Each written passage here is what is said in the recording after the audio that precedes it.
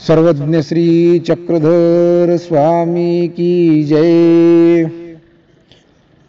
सर्व अच्युत गोत्रीयांना सादर दंडवत प्रणाम। आचार्य श्री भास्कर भट्ट बोरीकर प्रतिष्ठान या यूट्यूब चॅनल मध्ये आपले सर्वांचे सहर्ष स्वागत आहे। बंधूंनो, आज आपण ज्या विषयावर चिंतन करणार आहोत तो विषय म्हणजे देवता आणि परमेश्वर या दोन नित्य पदार्थाबद्दल आपण या दोन्ही मधला फरक, या दोन्ही मधलं अंतर आपण पाहणार आहोत। जसे की आपल्याला माहित आहे की अनादीचे एक 4 नित्य पदार्थ सांगितलेले आहेत: जीव, देवता, प्रपंच आणि परमेश्वर। त्या 4 पैकी हे 2 अर्थात देवता आणि परमेश्वर।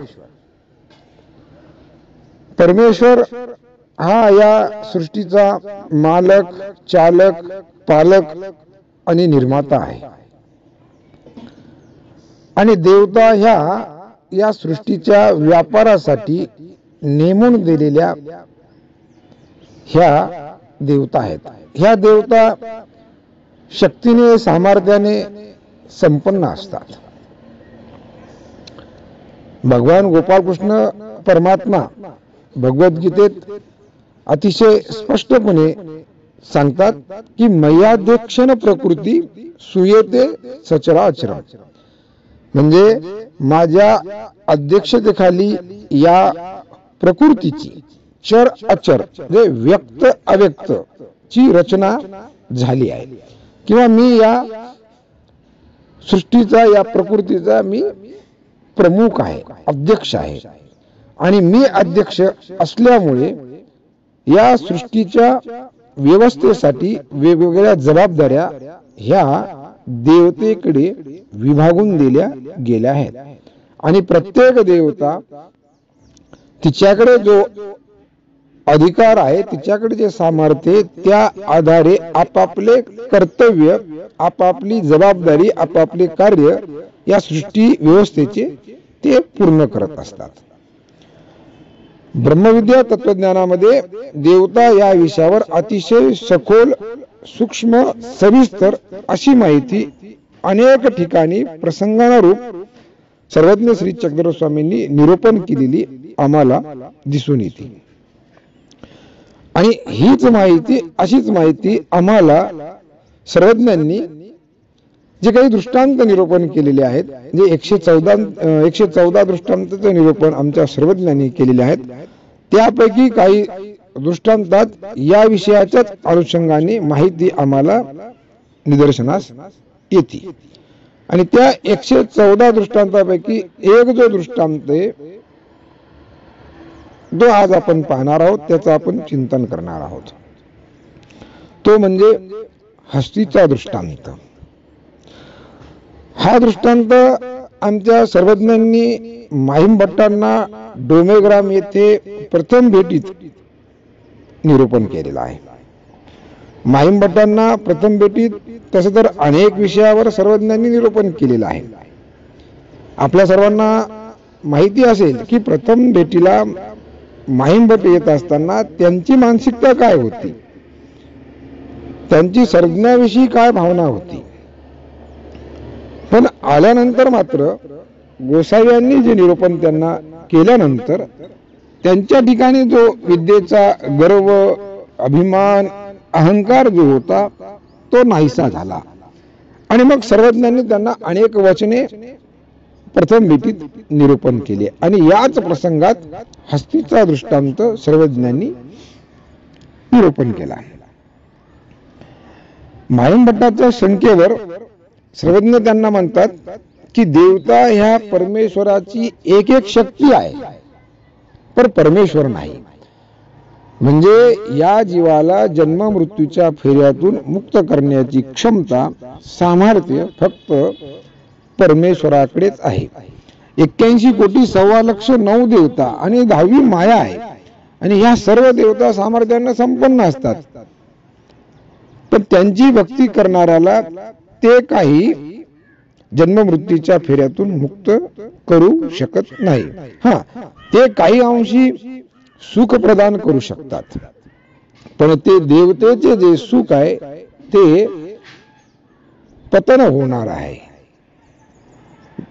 म्हणजे त्यांचं जे पुण्य असतं, देवतेची भक्ती करताना जे या जीवानं पुण्यकर्म काही केले असेल तर ते पुण्यकर्म संपलं, त्याचा सुखभोग संपला असता पुन्हा या जन्ममृत्यूच्या फेऱ्यामध्ये या जीवाला ह्या देवता पाठवून देतात. म्हणून तर गोपालकृष्ण परमात्मा या देवतेच्या पुण्यभोगावर निरूपण करत असताना अर्जुनाला अतिशय स्पष्टपणे सांगतात की तेतम भुक्त्वा स्वर्गलोकम विशालम क्षिणे पुण्य मर्त्य लोकम विशंती. म्हणजे देवता तुमचं पुण्य क्षीण झालं, तुमचा तो सुख उपभोग संपला की तुम्हाला पुन्हा मृत्यू लोकामध्ये पाठवून देते. मात्र परमेश्वराचं तसं नाही. एकदा जीव प्राप्तीला गेला, त्या परमेश्वराच्या भक्तीने त्या परमेश्वराच्या धामापर्यंत जर पोहोचला तर भगवंत म्हणतात की यद्गत्वान निवर्तन्ते तद्धाम परमम मम. एकदा प्राप्तीला गेला, एकदा त्या परमेश्वराच्या धामाला तो जीव गेला की पुन्हा त्याला परत या जन्म मृत्यूच्या फेऱ्याकडे येणे नाही. अशा पद्धतीने सर्वज्ञांनी माहीम भट्टांना देवता आणि परमेश्वर यातील फरक वचनाच्या माध्यमातून, दृष्टांताच्या माध्यमातून निरूपण केला आहे. हस्तीचा दृष्टांत अजून एका अर्थाने आम्हाला विशेष वाटतो, तो की या दृष्टांताच्या निरूपणानंतरच, म्हणजे आपण ही जर लीळा पाहिली त्याच्यामध्ये अनेक वचन, अनेक प्रकरण, अनेक सिद्धांत सर्वज्ञांनी निरूपण केलेले आहेत, पण तोपर्यंत माहीम भट्टांना ईश्वरत्व बुद्धी आली नाही. आणि मग हस्तीचा दृष्टांत निरूपण केल्यानंतर मात्र हा दृष्टांत निरूपण झाल्यानंतर माहीम भट्टाला बोध झाला, गोसाव्यावर प्रतीती आली, ईश्वरत्व बुद्धी आली. असा हा महत्वपूर्ण दृष्टांत आहे आणि याचं आपण चिंतन करणार आहोत. दृष्टांत म्हणजे काय? दृष्टांत म्हणजे एखादा सिद्धांत समजून सांगण्यासाठी उदाहरण म्हणून घेतलेली कथा म्हणजे दृष्टांत. तर चला आपण हा हस्तीचा दृष्टांत पाहूयात, चिंतन करूयात. एका गावामध्ये हत्ती आलेला असतो आणि हत्ती आला म्हणल्याबरोबर त्या गावातील जी काही लहान थोर मंडळी आहे ती तो हत्ती पाहण्यासाठी कुतूहलाने एकत्र जमतात. गावामध्ये सर्वत्र चर्चा झालेली असती की गावात हत्ती आला आहे, आणि ही चर्चा गावातील जे काही जात्यंध असतात त्यांच्यापर्यंत ही वार्ता पोहोचते. जात्यंध म्हणजे जन्मजात अंध असलेले किंवा जन्मजात ज्यांना दृष्टी नाही, ज्यांना दिसत नाही, असे त्यांना हा जात्यंध शब्द वापरलेला आहे. आणि असे जात्यंध असलेले एक 6-7 जण तो हत्ती पाहण्यासाठी येतात. बरं, आता हे यांचे पाहणे कसे? यांना तर दृष्टी नाही. यांचे पाहणे म्हणजे हे स्पर्शाद्वारे, म्हणजे हात लावून पाहणे, आणि हात लावल्यानंतर स्पर्श केल्यानंतर तो अनुभव घेणे की हत्ती कसा आहे. आणि मग हे 6-7 जण हत्ती पाहण्यासाठी येतात. मग त्यातील एक जण तो हत्ती पाहण्यासाठी जवळ जातो, तो त्या हत्तीच्या पायाला स्पर्श करतो, तो त्या हत्तीच्या पायाला हात लावतो, व्यवस्थित आपल्या हात फिरून पाहतो, दोन्ही हातांनी तो पाय व्यवस्थित धरतो, पाहतो. मग दुसरा येतो, तो हत्तीच्या सोंडेला स्पर्श करतो, ती सोंड आपल्या दोन्ही हाताने धरतो, व्यवस्थित हात फिरून ती सोंड पाहतो, आणि ती सोंड कशी याचा अनुभव तो घेतो. तिसरा येतो, तो कानाला स्पर्श करतो, तो दोन्ही हातांनी तो कानावर हात फिरून कान कसा आहे हे अनुभवतो. चौथा येतो, तो हत्तीच्या पाठीवरून दोन्ही हात फिरवतो आणि पाठ कशी आहे ते अनुभवत असतो. पाचवा येतो, तो हत्तीच्या पोटावर स्पर्श करतो. त्या पोटावर आपले दोन्ही हात फिरून अनुभव घेतो की पोट कसे आहे. आणि सहावा येतो, तो हत्तीची शेपूट धरतो आणि आपल्या हाताने शेपूट कशी आहे हे अनुभवतो. आणि मग हे साही जण त्या म्हणजे स्पर्श केल्यानंतर एकत्र येतात आणि मग त्यांच्यामध्ये चर्चा सुरू होती. चर्चा यावर होती की हत्ती कसा आहे. आता प्रत्येकानं हत्ती पाहिलेला आहे आणि मग आपापलं मत व्यक्त करण्याचं ठरते की हत्ती कसा आहे. प्रत्येकाने आपापलं मत व्यक्त करावं. माझा सर्वप्रथम ज्याने हत्तीला म्हणजे हत्तीच्या पायाला स्पर्श केला होता, तो पाय धरला होता, त्याला विचारण्यात आले की हत्ती कसा आहे ते तू सांग. तो सांगतो की मी हत्ती पाहिला, मला हत्ती खांबासारखा वाटला. कारण त्या व्यक्तीने अगोदर खांबाला स्पर्श केला होता किंवा त्याने तो खांब व्यवस्थित पाहिलेला होता, धरलेला होता, त्यामुळे त्याला हत्तीचा पाय त्या व्यक्तीला खांबासारखा वाटला आणि म्हणून त्याने हत्ती हा खांबासारखा आहे असं सांगितलं. यावर दुसरी व्यक्ती म्हणते की ज्याने हत्तीची सोंड धरली होती, ती म्हणते अरे हत्ती मुसळासारखा आहे. कारण त्याला मुसळाच्या आकाराचे ज्ञान होते आणि तो आकार त्याने सोंडीमध्ये पाहिला, त्यामुळे त्याला हत्ती तो मुसळासारखा वाटला. यावर तिसरी व्यक्ती म्हणते, म्हणजे ज्याने हत्तीचा कान पाहिला होता, तो म्हणतो हत्ती सुपासारखा. कारण त्याने ज्यावेळेस कानाला स्पर्श केला होता त्यावेळेस त्याला तो आकार सुपासारखा आहे असे वाटले, म्हणून तो म्हणतो की हत्ती सुपासारखा. यावर चौथी व्यक्ती म्हणती, ज्याने पाठीला स्पर्श केला होता, त्याने पाठीवर हात फिरवला होता, तो म्हणतो हत्ती भिंतीसारखा आहे.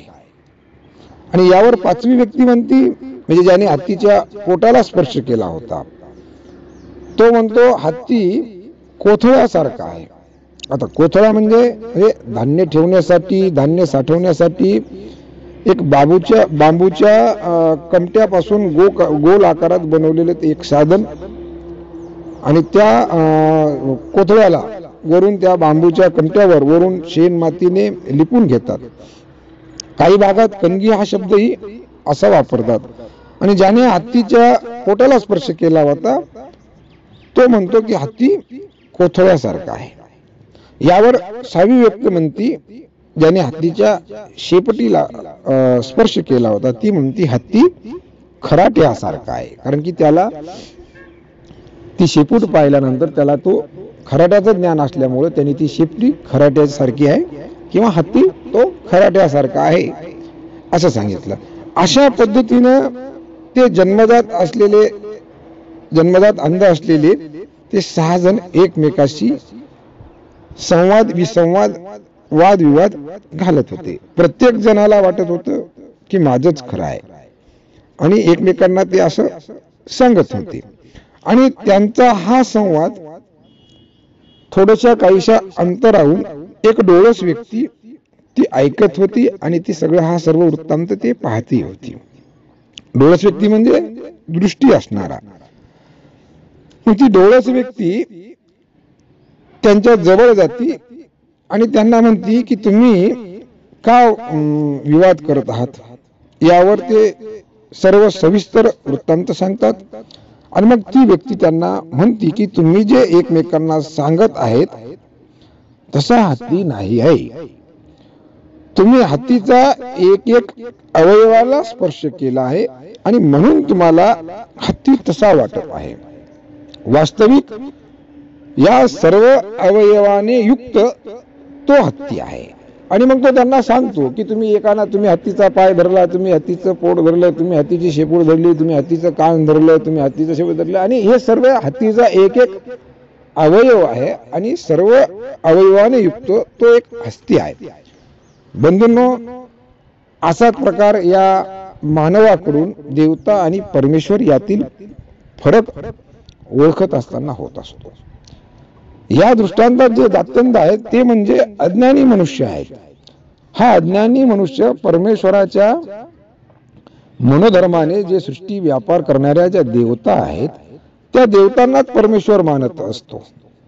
कोणी या देवतेला, कोणी त्या देवतेला, कोणी त्या देवतेला, अशा प्रकारे ज्ञान दृष्टी नसल्यामुळे, अज्ञानानं अंध असल्यामुळे ते या वेगवेगळ्या शक्तीलाच परमेश्वर मानत असतात. आणि या दृष्टांतातील जी डोळस व्यक्ती आहे, ज्याला दृष्टी आहे, ती व्यक्ती म्हणजे ज्ञानी पुरुष.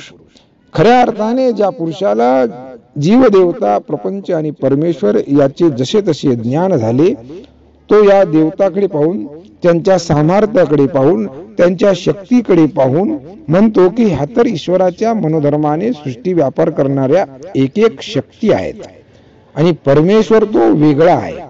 या सर्वांच्या वेगळा, सर्वांच्या पलीकडे, सर्व शक्तीने युक्त असा परमेश्वर आहे. आणि तोच परमेश्वर खऱ्या अर्थाने सकळ जीवाचे रक्षण करणारा आहे.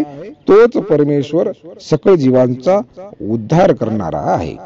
बंधूंनो, यासाठीच ज्ञान हे अतिशय महत्वपूर्ण साधन आहे. कारण ज्ञानाशिवाय आपल्याला खरा मार्ग दिसणार नाही. ज्ञानाशिवाय आपल्याला परमेश्वराची जशी तशी ओळख पटणार नाही. म्हणून आपण सर्वांनी ज्ञानांजन करण्याचा सतत प्रयत्न करायला पाहिजे. तुमच्या या ज्ञानार्जनाच्या प्रयत्नाला ईश्वर कृपेने नक्कीच यश प्राप्त होईल, ही सदिच्छा, ही शुभकामना व्यक्त करून या लांबलेल्या शब्दांना विराम देतो. सर्वज्ञ श्री चक्रधर स्वामी की जय.